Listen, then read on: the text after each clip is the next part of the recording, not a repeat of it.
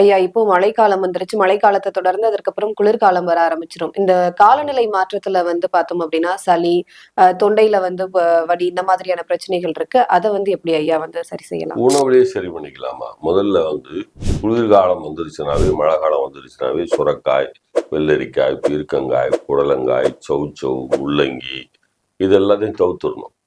கொஞ்சம் மிளகு உணவு அதிகமாக சேர்த்துக்கணும் உணவுல.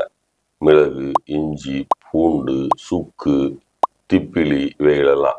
திப்பிலி அரைச்சி ஒரு 2 சிட்டிகை எடுத்துக்கிட்டு தேனில் குழப்பி சாப்பிட்டோம்னா இந்த தொண்டை கரகரப்பு, இருமல் இதெல்லாம் வந்து சரியாகும்.